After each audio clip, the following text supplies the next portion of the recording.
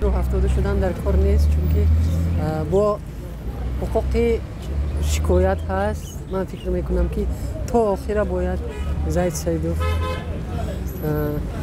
ادوکاتای زید سیدوف خود را حمایت کنند و شکایت های خود را تا آخر برسونند.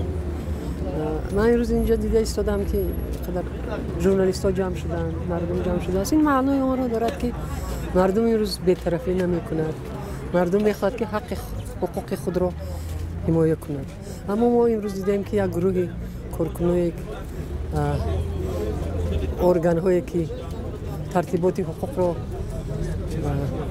میخواهند که حمایت کنند برعکس دغلی کرده ایستادند. ببینید که چقدر اونها جمع شدند.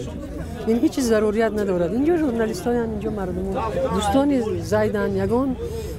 من باوری دارم که اینجا نه بی‌ترتیبی میشود و از اونی که امروز اینها این خیلی معامله میکنن برعکس خودشون مجبور میکنن که بعضا دغلی کنند.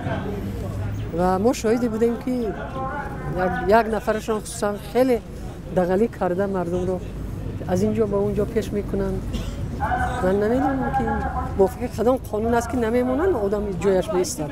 معلومه اینا دلیل میبرند که اینجا مثلا منطقه حربی هست و منطقه حربی نیست. اینجا اون یک ابیکت است که ما از اون ابیکت خیلی دور ایستاده ایم. یگان چیزی ببینید که هر وقت اینجا مرافعه میشد مردم میستن برای خش و تبارش و هر وقت اینجا پوری آدم بوده که امروز همین شد.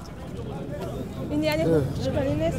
البته حقوق شکنی است. من حق دارم اگر مثلا کمیندانسکی چسب باشد، اگر وضعیت فوق‌العاده باشد، اونگاه من حقوق ندارم.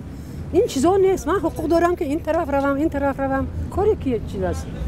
چی دیگر ارگان ها دیگر کار ندارند. وظیفه‌شون همین است که مردم رو این طرف سر میکنن، اون طرف سر میکنن. این چی گپ است؟ آنها خود قانون رو ویران کرده است.